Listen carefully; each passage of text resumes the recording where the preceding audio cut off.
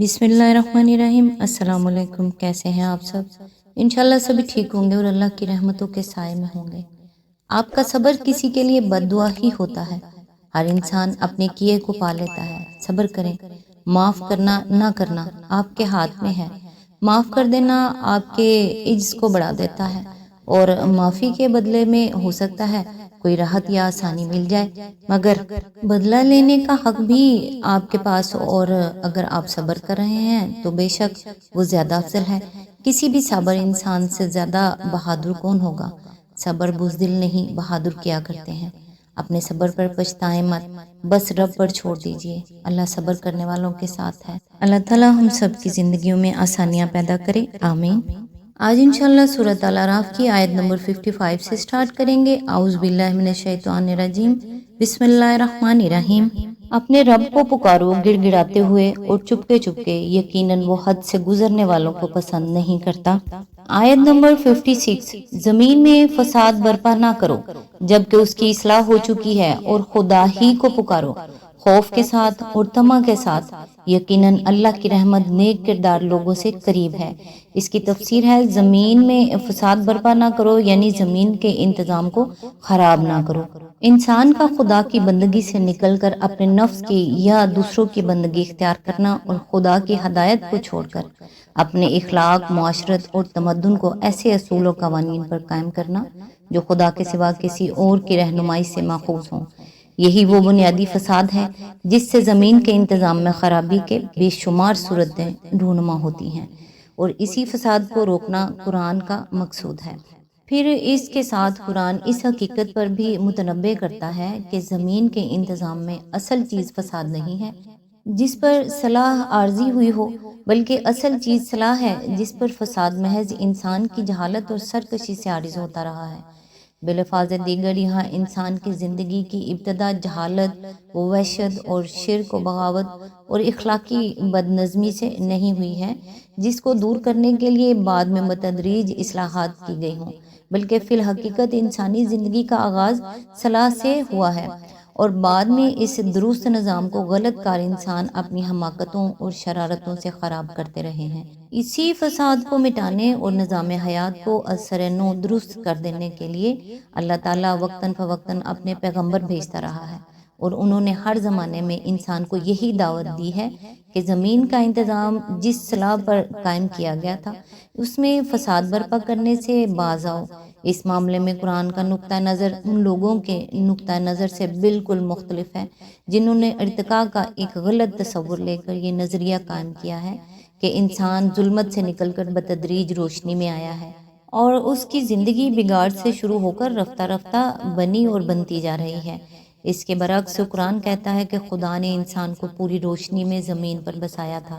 اور ایک سالہ نظام سے اس کی زندگی کی ابتدا کی تھی۔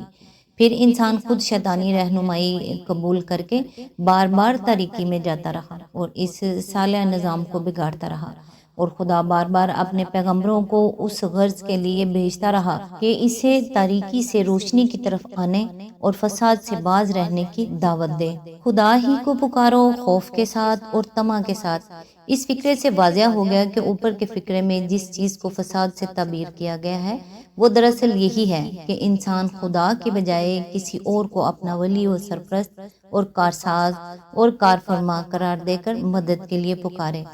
اور اصلاح اس کے سوا کسی دوسری چیز کا نام نہیں ہے کہ انسان کی اس پکار کا مرجع پھر سے محض اللہ کی ذات ہی ہو جائے۔ خوف اور طمع کے ساتھ پکارنے کا مطلب یہ ہے کہ تمہیں خوف بھی ہو تو اللہ سے ہو، اور تمہاری امیدیں بھی اگر کسی سے وابستہ ہوں تو صرف اللہ سے ہوں۔ اللہ کو پکارو تو اس احساس کے ساتھ پکارو کہ تمہاری قسمت بالکلیہ اس کی نظر عنایت پر منحصر ہے۔ فلاح و سعادت کو پہنچ سکتے ہو تو صرف اس کی مدد اور رہنمائی سے، ورنہ جہاں تم اس کی اعانت سے محروم ہوئے پھر تمہارے لیے تباہی و نامرادی کے سوا کوئی دوسرا انجام نہیں ہے۔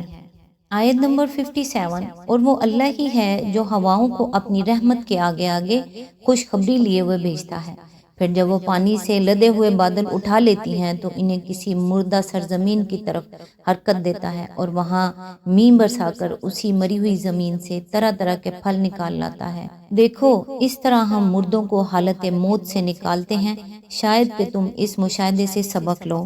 آیت نمبر 58، جو زمین اچھی ہوتی ہے وہ اپنے رب کے حکم سے خوب پھل پھول لاتی ہے، اور جو زمین خراب ہوتی ہے اس سے ناقص پیداوار کے سوا کچھ نہیں نکلتا۔ اس طرح ہم نشانیوں کو بار بار پیش کرتے ہیں ان لوگوں کے لیے جو شکر گزار ہونے والے ہیں۔ اس کی تفسیر ہے، یہاں ایک لطیف مضمون ارشاد ہوا ہے جس پر متنبع ہو جانا اصل مدعے کو سمجھنے کے لیے ضروری ہے۔ بارش اور اس کی برکتوں کے ذکر سے اس مقام پر خدا کی قدرت کا بیان اور حیات بعد الممات کا ثبات بھی مقصود ہے، اور اس کے ساتھ تمثیل کے پیرائے میں رسالت اور اس کی برکتوں کا اور اس کے ذریعے سے خوب و زشت میں فرق اور خبیث و طیب میں امتیاز نمایاں ہو جانے کا نقشہ دکھانا بھی پیش نظر ہے۔ رسول کی آمد اور خدائی تعلیم و ہدایت کے نزول کو بارانی ہواؤں کے چلنے اور ابر رحمت کے چھا جانے اور امرت بھری بوندوں کے برسنے سے تشبیہ دی گئی ہے۔ پھر بارش کے ذریعے سے مردہ پڑی ہوئی زمین کے یکایک جی اٹھنے اور اس کے بطن سے زندگی کے خزانے ابل پڑنے کو اس حالت کے لیے بطور مثال پیش کیا گیا ہے جو نبی صلی اللہ علیہ وآلہ وسلم کی تعلیم و تربیت اور رہنمائی سے مردہ پڑی ہوئی انسانیت کے یکایک جاگ اٹھنے اور اس کے سینے سے بھلائیوں کے خزانے ابل پڑنے کی صورت میں ظاہر ہوتی ہے۔ پھر یہ بتایا گیا ہے کہ جس طرح بارش کے نزول سے یہ ساری برکتیں صرف اسی زمین کو حاصل ہوتی ہیں جو حقیقت میں زرخیز ہوتی ہے، اور محض پانی نہ ملنے کی وجہ سے جس کی صلاحیتیں دبی رہتی ہیں، اسی طرح رسالت کی ان برکتوں سے بھی صرف وہی انسان فائدہ اٹھاتے ہیں جو حقیقت میں صالح ہوتے ہیں، اور جن کی صلاحیتوں کو محض رہنمائی نہ ملنے کی وجہ سے نمایاں ہونے اور برسر کار آنے کا موقع نہیں ملتا رہا۔ رہے شرارت پسند اور خبیث انسان، تو جس طرح شریلی زمین باران رحمت سے کوئی فائدہ نہیں اٹھاتی بلکہ پانی پڑتے ہی اپنے پیٹ کے چھپے ہوئے زہر کو کانٹوں اور جھاڑیوں کی صورت میں اگل دیتی ہے، اسی طرح رسالت کے ظہور سے انہیں بھی کوئی نفع نہیں پہنچتا بلکہ اس کے برعکس ان کے اندر دبی ہوئی تمام خباثتیں ابھر کر پوری طرح برسر کار آ جاتی ہیں۔ اسی تمثیل کو بعد کے کئی رکوعوں میں مسلسل تاریخی شواہد پیش کر کے واضح کیا گیا ہے کہ ہر زمانے میں نبی کی بعثت کے بعد انسانیت دو حصوں میں تقسیم ہوتی رہی ہے، ایک طیب حصہ جو فیض رسالت سے پھلا اور پھولا اور بہتر برگ و بار لایا، دوسرا خبیث حصہ جس نے کسوٹی کے سامنے آتے ہی اپنی ساری کھوٹ نمایاں کر کے رکھ دی، اور آخرکار اس کو ٹھیک اسی طرح چھانٹ کر پھینک دیا گیا جس طرح سونار چاندی سونے کے کھوٹ کو چھانٹ کر پھینکتا ہے۔ آج تک کے لیے بس اتنا ہی، نیکسٹ انشاءاللہ آیت نمبر 59 سے سٹارٹ کریں گے، تب تک کے لیے دعاؤں میں یاد رکھیے گا۔ اللہ حافظ۔